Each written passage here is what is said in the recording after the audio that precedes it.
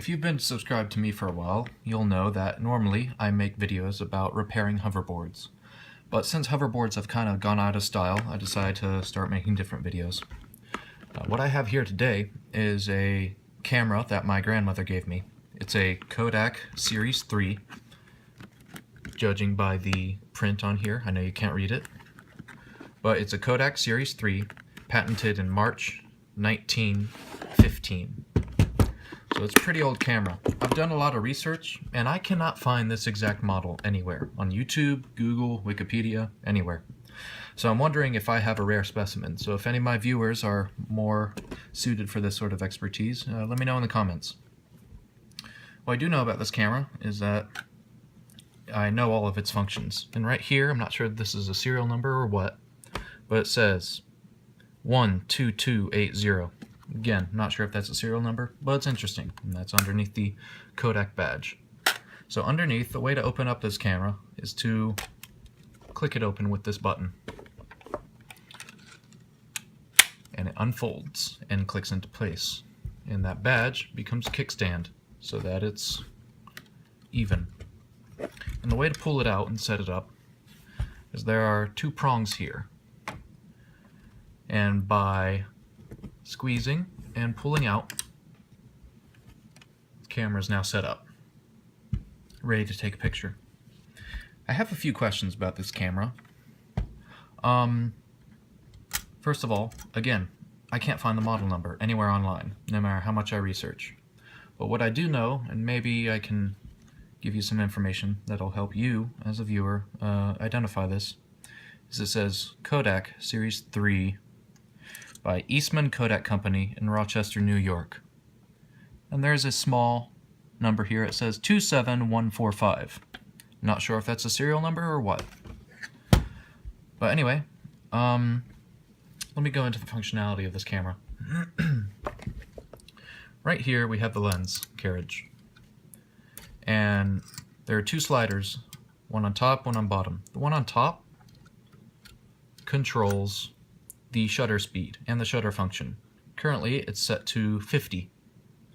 And when I pull the shutter trigger, it opens up the shutter for half a second. That's what 50 means. 0.50 really. And I move the slider up to 25. It's a little bit faster. That's a quarter of a second of exposure time. I move it up one more to B. I'm not sure what B stands for, but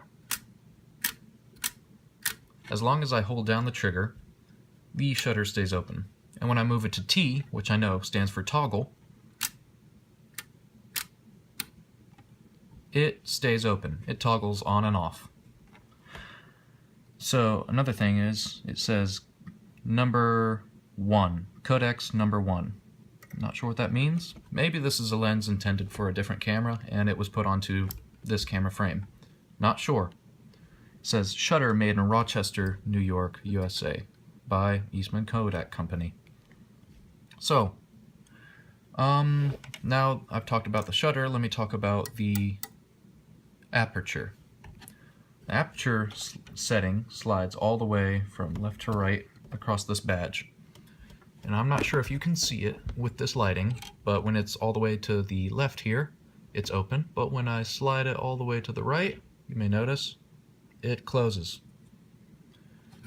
And I'm not quite sure what all these numbers mean, what measurement they pertain to. It starts here at f 7.9, and then going to 11, 16, 22, 32, 45.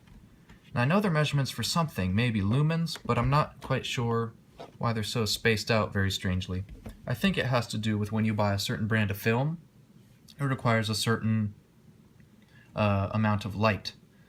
And you can look at it on the packaging and match it to a number here on the camera.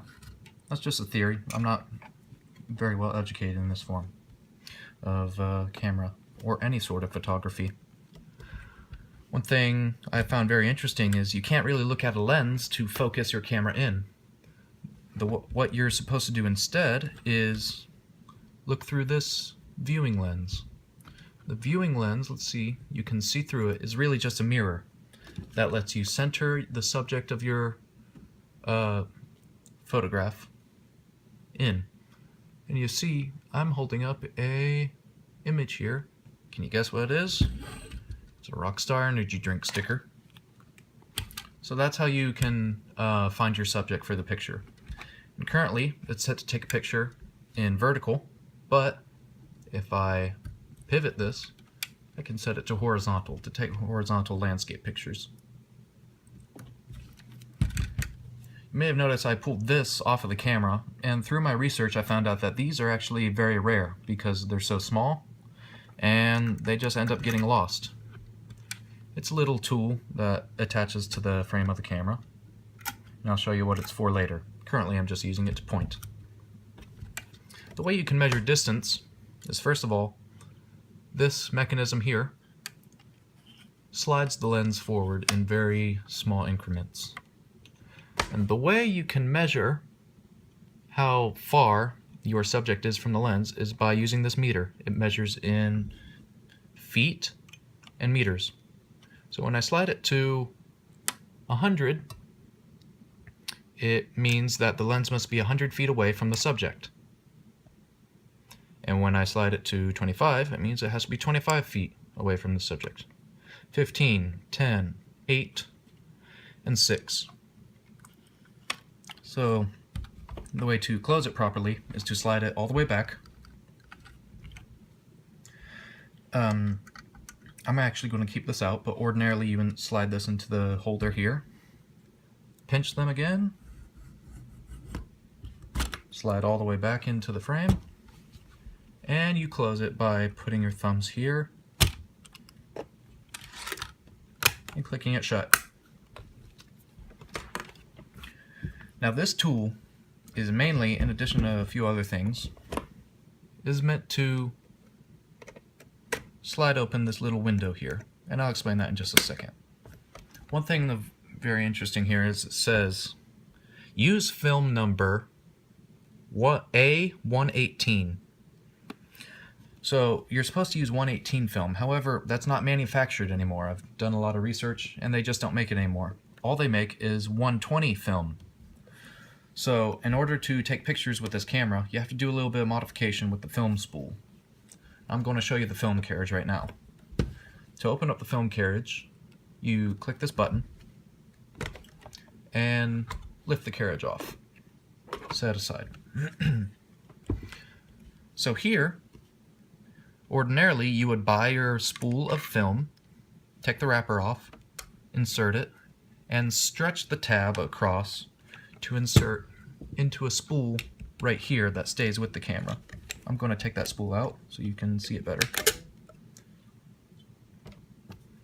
There's two slots on the film, on the spool, that you insert the film tab into.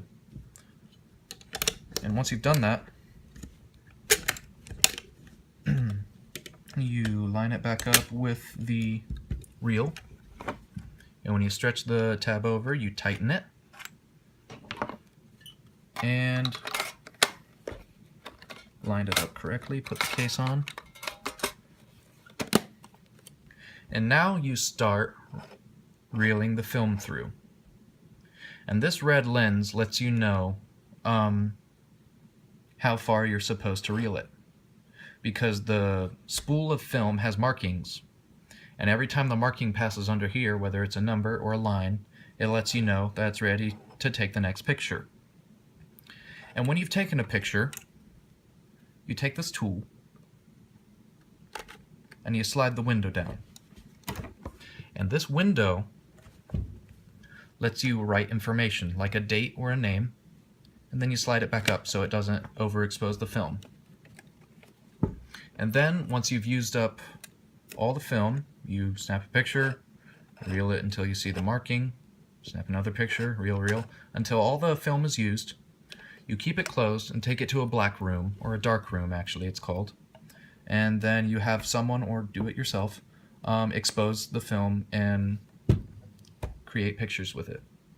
So hopefully I've given you enough information on how to identify this, and if any viewers out there know the rarity of this model, any other quirks that I might have missed about it, any functionalities, go ahead and let me know in the comments. I'd love to hear it.